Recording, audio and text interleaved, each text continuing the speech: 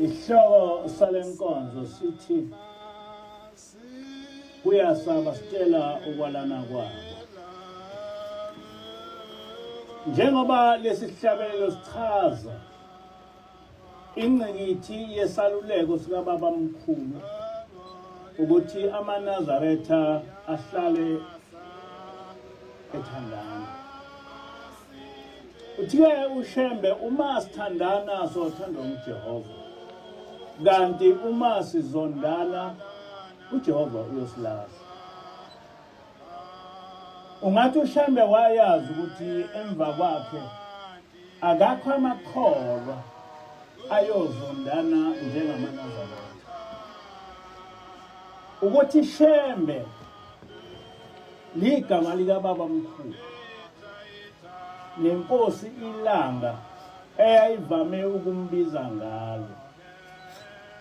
Kodwa manje yonke inzalo yakwaShembe isiyaye izibize ngoShembe ukuze kuthuke uBaba Mkhulu kuyo yonke into abayenzayo ephambene nomthetho kaNkulunkulu. Kodwa kubalekile ukuthi uma kukhulunywa ngoShembe kwazeke ukuthi kuqondiswe kuBaba Mkhulu ngoba ligama lakhe lelo owalikezwe yisemkhulu. Lokhu kusiza ukuthi bonke abantu bakwazi ukwahlukanisa phakathi komholi nomkhulu wakwaShembe ngesibongo nomqali wendlela. Abantwana baseNdlunkulu baningi kodwa bahlukaniswa ngamagama.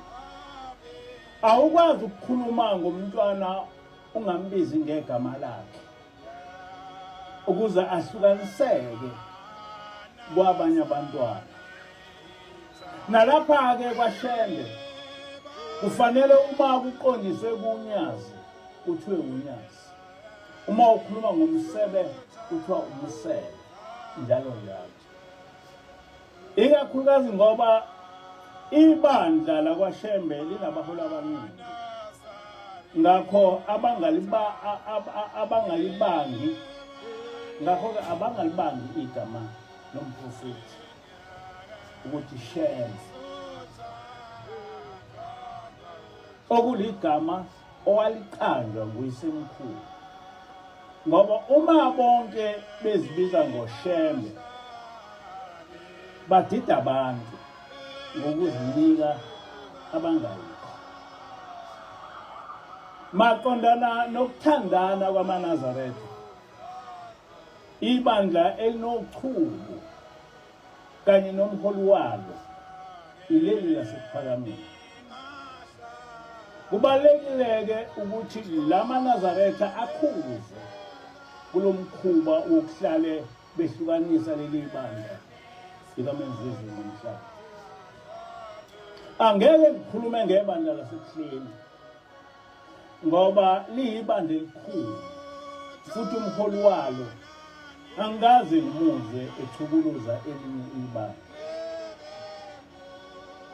Mina ngiyayisola into leyenziwa ngumholi webandla uma idiculela phansi umsebenzi kaNkulunkulu.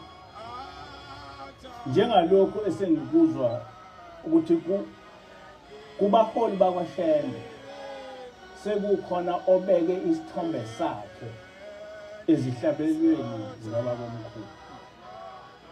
Into engenziwanga ngisho inkosi ilanga yize kunezihlabelelo zakhe kule ncwadi kaBaba Mkhulu. Kuyinhlamba ukusuka komuntu ongekho mfundiso kaBaba Mkhulu oyilandelayo bese ngokufuna ubukhulu ezoqhwaga isihlabelelo zomprofethi. This kind of act is highly abominable. Maqondana nokuhlaselwa kwenyanga yezulu, lokhu kwenziwa ngumholi ofundile nohlale ezenza umuntu ongcwele, kodwa izenzo zakhe zisho okubi. nguye uqobo ongumkhulu webandla owavela wahlambalaza ubaba inyanga yezulu emsakazweni. Lokhu ekwenza kumuntu omdala nonguyisemkhulu futhi nongasekho emhlabeni. Umuntu othi ungumkhulu webandla uyenza kanjani le? Kwaze kwasuka ingilosi isithukuthele yathi ngimqondisi lo mfana ngalesi senzo sokuhlasela umkhulu wakhe nongumgcotshwa kaNkulunkulu. Ukuthi uvukile uyakwemukela lokho ukuthi ubaba inyanga yezulu umgcotshwa. Akusho lutho lokho, asinendaba nalokho. Kodwa ingilosi ithi inyanga yezulu ngumprofeti kaJehova. Njengamanje sekuqale okunye ukuhlambalaza ubaba inyanga yezulu okuvela ebandleni lasekuphakameni okwenziwa indoda mfile engikholwa ukuthi isathunywa nguye lo mholi, ngoba isenza leyo nto eyayenziwa nguye lo mholi. Lesi simo singagcina sidale umkhulu umsindo, umuntu ovuma kuhlandlalazwa umkhulu wakhe ongasekho nathi. Le ndoda isaqhuba lento eyayenziwa ilo mholi. Uvukile okwagcina ingilosi ithi angingabukeli ubaba inyanga yezulu eqhathaza lo mntwana. Njengamanje ubaba inyanga yezulu owahamba emhlabeni ngo-1995 eno-89 years, sekuyiminyaka engu-25 wasishiya emhlabeni, kodwa kunebandla elisahlalele ukumhlambalaza kuze kube manje. Angazi noma ngalokhu kwenza kwabo bacabanga ukuthi lezi zinhlamba zizomkhipha yini ezimini ubaba uNkulunkulu, noma kumbe ngalezi zinhlamba bacabanga ukuthi zizoqeda ibandla lasekufeni. Ingempela Vukile, ngalezi zinhlamba ohlale usibhekise umkhulu wakho, ucabanga ukuthi ubukwa ngubani? Usifunelani isiqalekiso ngoyihlo omkhulu? Manje ngikhuza njengobaba wakho. Sengicikekile yilezi zinhlamba zaleli bandla, ngoba ivangeli lalo ukuhlale kuhlaselwa ngazo zonke izindlela noma imuphi umuntu owaphuma ekuphakameni. Lesi senzo sibonisa inzondo ongayazi ukuthi iyophela uma kwenzeka. Mina manje sengina 72 years, kodwa anginalo icala lokuphuma ekuphakameni. Uma kulicala lokho, ngoba ngalandela abazali bami kulesi sikhathi samanje, bancane kabi uma bekhona abantu abangathi baphuma ekuphakameni ngokwabo, ngoba lesi senzo senzeka ngo-1977. Manje esikhundleni sokuba sixolelane sibuyisane njengamaNazaretha noma sesahlukana ngokusonga, ngaso sonke isikhathi kunebandla elihlalela ukutshala inzondo phakathi kwamaNazaretha. Aqali ngebandla lamaNazaretha ukwehlukana kwebandla. Onke amabandla obuKristu ahlubuka kwi-Roman Catholic Church baze babizwa ngama-Protestants. Kodwa konke lokho manje sekwedlule. Ibandla leze-CC lehlukana namanje lihlukene kodwa bonke abalandeli bayathandana manje kanti kwakhala nini ebandla leli bandla seliqale okunye ukukhuluma okubhekiswe kimi lokhu kukhuluma ukuthi uma uzwa umuntu ethi ungowasephakameni kodwa phambi kwakhe ingekho lendlu yasephakameni besho beyibeke esithombeni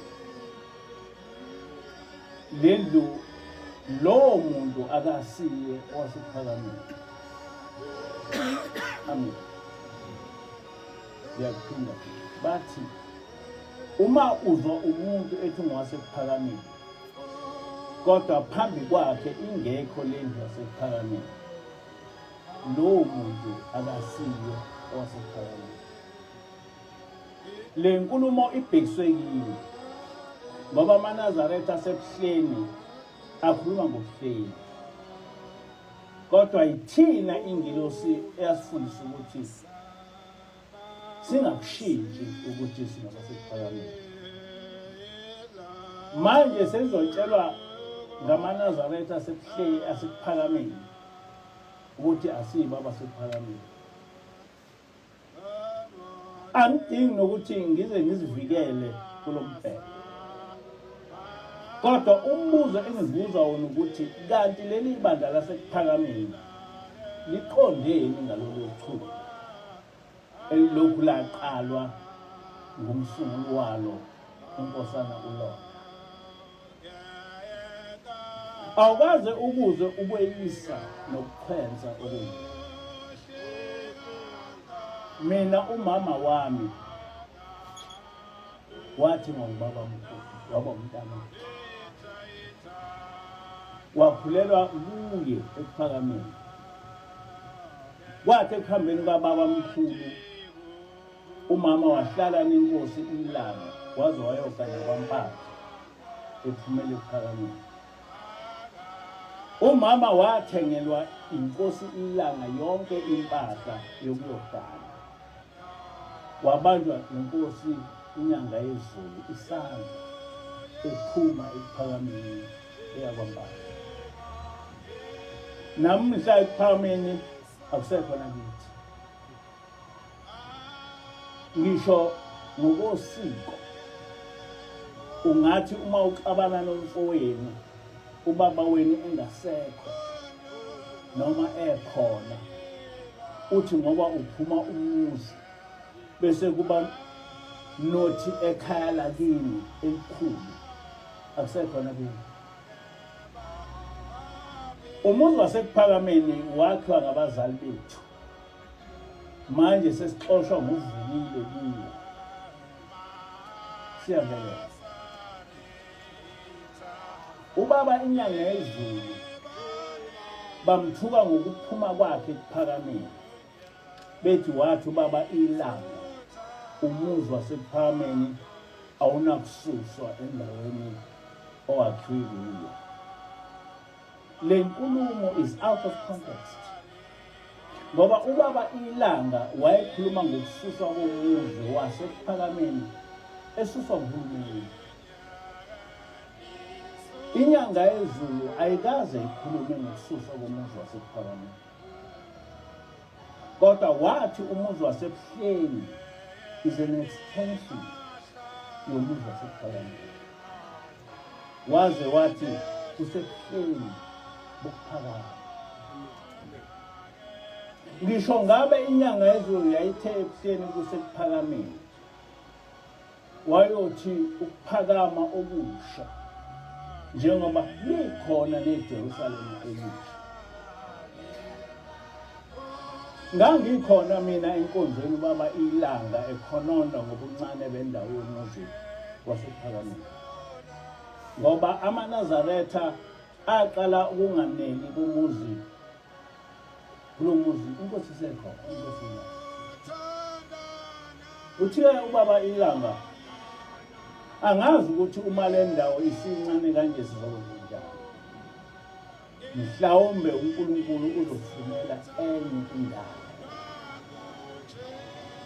Ake sithi-ke ibandla lasebuhleni liyobuyela ekuphakameni. Practically, is it possible ukuthi ibandla lasebuhleni lingakwazi ukuba libe sekuphakameni? Ungefune enye indawo evulekile. Ngabo lokho sekusho ukuqedwa komuzi wasekuphakameni. Leli bandla likavukile Shembe selithi-ke umhlaba kumele wazi ukuthi mina angisiyo wasekuphakameni, ngoba izinsika zendlu yasekuphakameni azikho phambi kwami. Lokhu kuxhensa nochubo olugqugquzela inzondo yamaNazaretha kuvela kumuntu ongubuholi webandla. Angiqondi ukuthi lo mntwana ubaba inyanga yezulu njengoba emncane kangaka engusemkhulu wamdlela. Angazi ukuthi mina-ke ufunani kimi.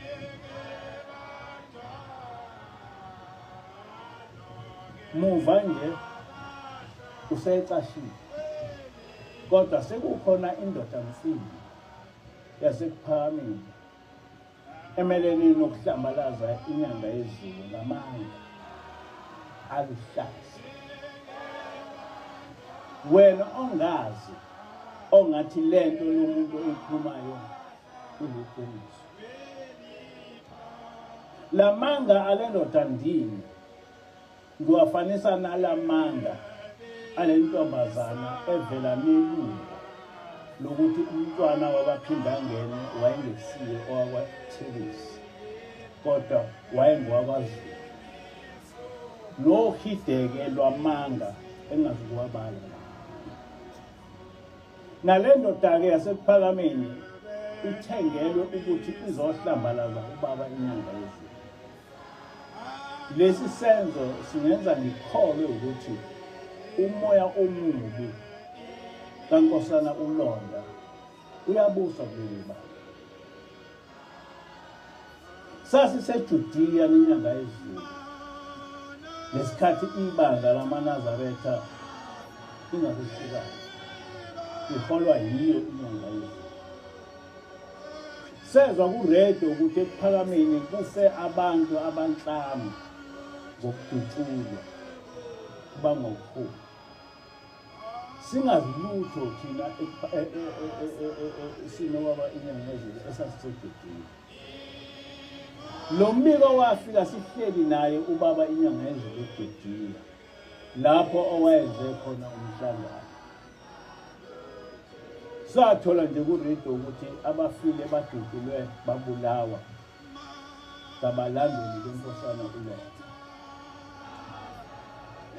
Sekwenzekile lokho, nabalandeli benyanga yezulu ababe ngaphezulu kwa-99% webandla bafuna uzophindisela kuleli qeqebanga eselibulela abantu. Kodwa inyanga yezulu yenqaba yathi uma sike salwa phakathi kwalo muzi, uNkulunkulu uzishilo. Ngaso leso sikhathi inyanga yezulu yaphuma yawushiya umuzi wasekuphakameni, yayohlala entabeni emaqaqeni. Manje kulokhu kubulalana osekunezidumbu ezingu-5, lamaqembu amabili ayezohlalisana kanjani emzini owodwa? Into enjalo yayizokwenzeka kanjani? Ngiyakhumbula elinye iphepha libhale ukuthi Shembe's self-exile. Besho ngoba inyanga yezulu ishiye umuzi wasekuphakameni yayohlala namaNazaretha entabeni. Umbuzo wami uthi kulaba bantu abafile abawu-5 bebulalwa ngamaqembu amabili endawonye, ayengahlalisana kanjani? How was it possible? Uma wena wawungumholi ofuna ukuthula, wawuzokwenza njani? Manje ngisusa isenzo sochuzo esingakhuzeki kuleli bandla lesiphakamile. Kunesisho esithi uma ufuna ukuphendula amanga abe neqiniso, ubothatha amanga uwahlanganise neqiniso, bese ulokhu uphinda amanga. Ekugcineni iqiniso liyophela, bese kuphela amanga. Sekaningi ngithola sihlaselwa libandla lasephakameni ngokungenasidingo.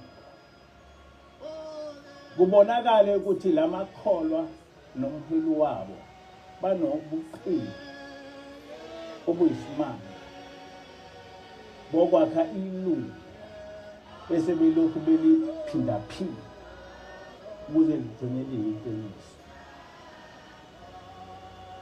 Noma ubaba Nyanga Ezulu wahamba emhlabeni ngo-1995, kodwa namanje uthola kunamalunga asephakameni anevangeli lokumhlambalaza, benze sengathi leli bandla limsulwa.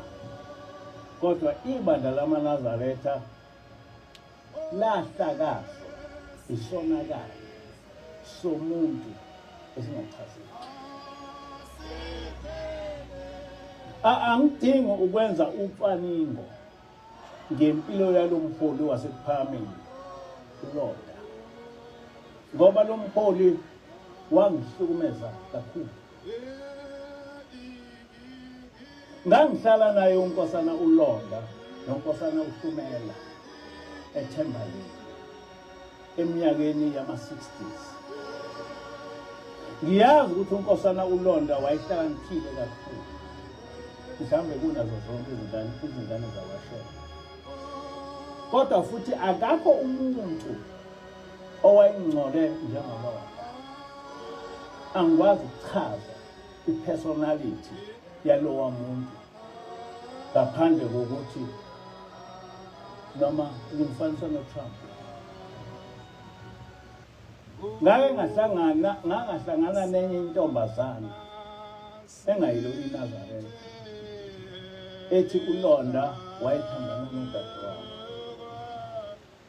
Le ntombazana ithi yayingakaze ihlangane nomuntu who was so arrogant, so haughty, so self-centered, and so disdainful njengoLonda. Okusho le ntombazana. Lo muntu wayengamazi omunye umuntu. Angikhulumi-ke uma wayesedakile. Mina ngingakhuluma imikhuba emibi eyenziwa ile nkosana, kodwa ngizothinta leyo engiyazi. Ngiyakhumbula efika ngesabatha emini edakile esontweni eThembalethu. Wafika wangena ethempelini kusonto, wathuka abantu abadala nabashumayeli enkonzweni. Emva kwenkonzo abagcotshwa baqulisa umnewethu umfundisi icala, bethi nguye ozena lesi sikhwenzi esontweni. Kodwa umnewethu wona ngokuhambisana naye, ngoba bobabili babeya eThembalethu, ehamba embambile ngoba wayedakile. Kodwa manje sekuthiwa ubaba inyanga ezulu kuphela waphuza utshwala edala. Enye inkosazana yenkosi iLanga, engeke ngisho igama layo, ingixoxela ngemikhuba esabisayo kaLonda. Ithi bathi beya enkonzweni yesabatha ephakameni, unkosana uLonda wabaviva, wathi abaye emhlanganweni ngoba kunodaba okumele balixoxe njengomndeni. Bagcina bengayanga enkonzweni. Sebesemhlanganweni, kulo mhlangano bafica kunomfundisi uPhumani. Hayi wasekuhlula.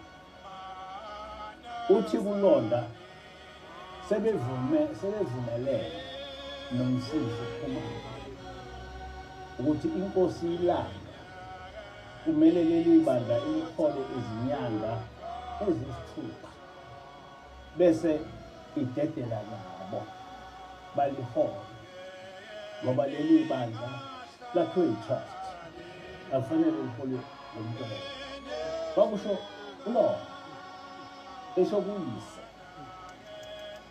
ithi-ke le nkosazana amaNazaretha angacabangi ukuthi ukuqhwaga ubuholi baleli bandla uLonda uqala ubaba omncane wamhlukumeza isimanga nobaba esaphila ngisho esegula waya kuye emphoqa ethi ufuna iwili embeka ukuhola ibandla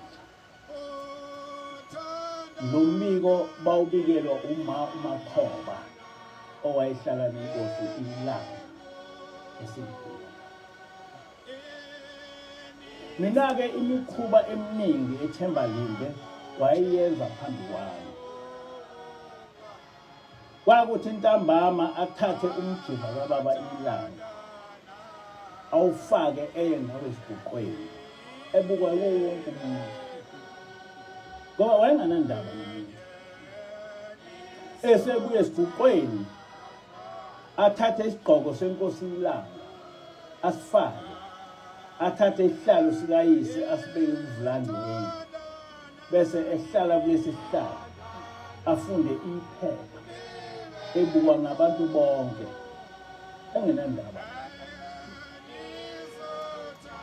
Enye futhi into ethinta unkosana uLonda njengokuxoxela ngabafowabo ukufaka phakathi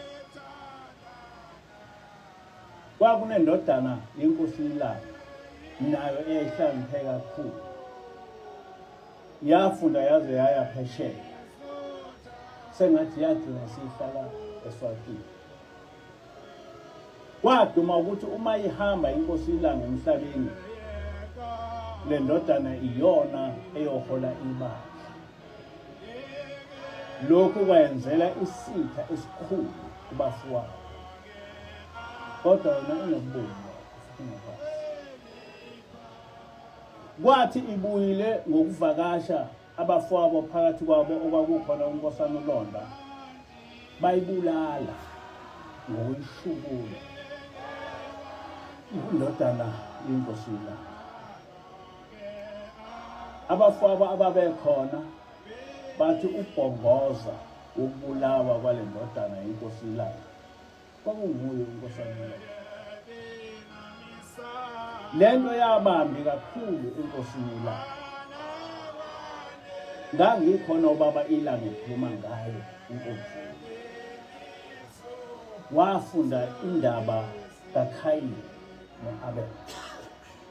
Waphinda zonke iziqalekiso ezakhishwa nguJehova kuKhayini. Kodwa kunakho konke le nkosana abalandeli bakhe abamenza uNkulunkulu noma uNkulunkuluwana wayenobusathana engazi ukuthi ngichaza njani. Kodwa kuzo zonke izinto ezimbi engake ngabona zenziwa yinkosana uLonda ngeke ngikhohlwe owake wayenza ubaba ilanga ngo-1975 kuya ku-1976 efunda e-University of Zululand nami engangifunda i-part-time kule university. Unkosana uLonda wakhipha ephaketheni u5 rand wawuseliphepha wafinya ngawo maqede wawucinga phansi ungafikile. Zambuza isitudeni ukuthi wenzani waphendula echiza so distancing wathi lento iningi kithi abantu bahlale bemupha ubaba bencenge ukuphila bayaphila futhi wakwamuzwa umuntu ophilayo ekhuluma into enhle ngoyise, ebese lowo muntu ethi wayemthanda uyise. Esinye isitudeni sawuthatha lo 5 rand onamafinyila kalonda, sawesula amafinyila, sawufaka ephaketheni, kwaqhuma elikhulu ihleko, izitudeni zihleka lesi senzo sendodana kaShembe. uMr Nkosi owayefundisa eDlangezwa High School, sihlala naye endlini eyodwa, wayethanda kabi ukumlingisa uLonda mhla ehlambalaza uyise kubafundi. Kodwa okwaba nzima kakhulu kimi ukuthi uNkosi wayenza mina ihlaya, ethi hawu Mbanza, kanti nipha uShembe imali ngoba nincenge ukuphila, ukulapha impahla. Bonke bavele bafe insini. Kwaphenduka mina ihlaya ngendaba yalokho. Kodwa kwaba nzima ekuhambeni emhlabeni weNkosi ilanga, sekuvela emaphepheni ukuthi uNkosana uLonda ubanga ubuholi nobaba inyanga yezulu. Bahleka baze babhuquza phansi oMr Nkosi, bethi kimi, nawe Mpanza usuzohamba uyokhola uLonda ngoba uncenga ukuphila, uyagula yini? Njengoba wena ufundile, ungavuma kanjani ukwenziwa isilima uLonda?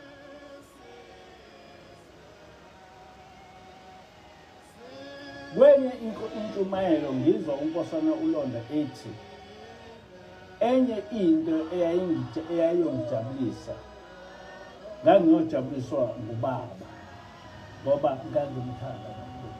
Usho lo kubalandeli bakho wayemthanda kakhulu. Kodwa uma uthanda ilanga, uthanda ubaba wakho, ungakhuluma kanjani. Ngishilo kuningi owayekwenza. Lento uNkosana uLonda owayenza phambi kwami, enza inhlekisa iNkosi ilanga, ungayibiza ngokuthi uthando lwendodana ithanda uyise. Lapha ngikhuluma ngento eyenzeka phambi kwami, ngenziwa inhlekisa ngayo. This is the brutal, honest truth.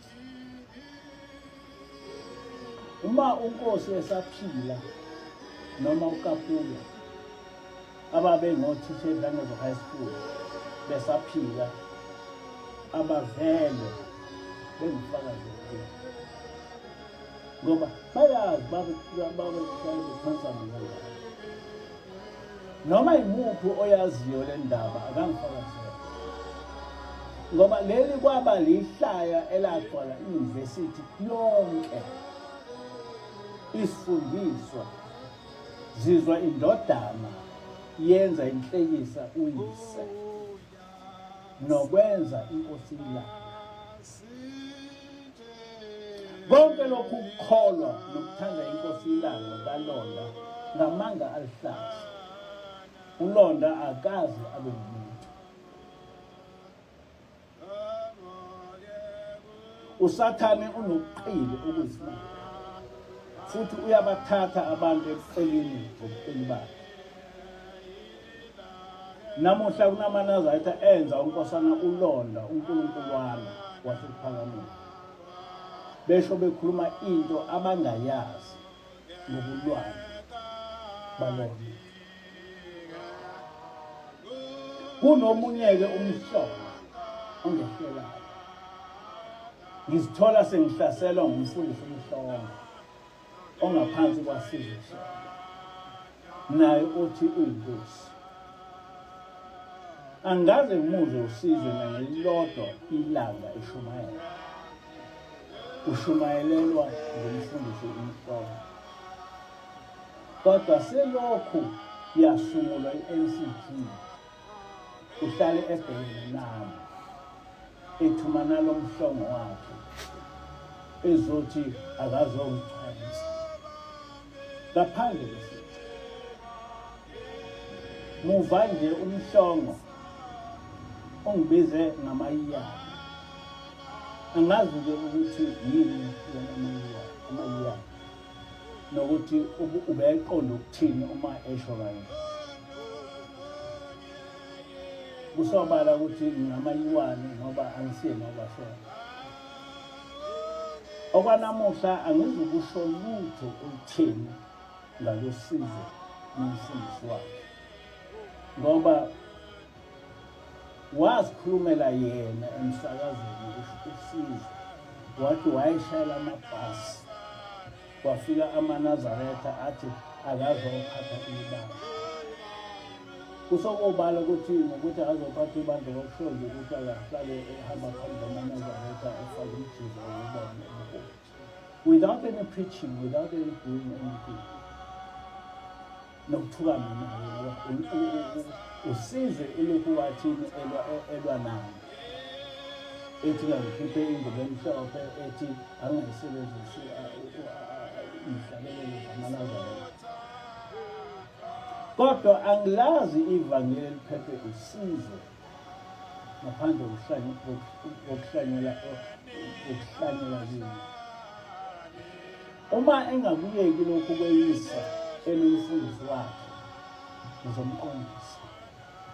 Angisiye uwabo mina. Nokungenawudosi ufundela kimi ukukhuluma. Inkosi isekhona.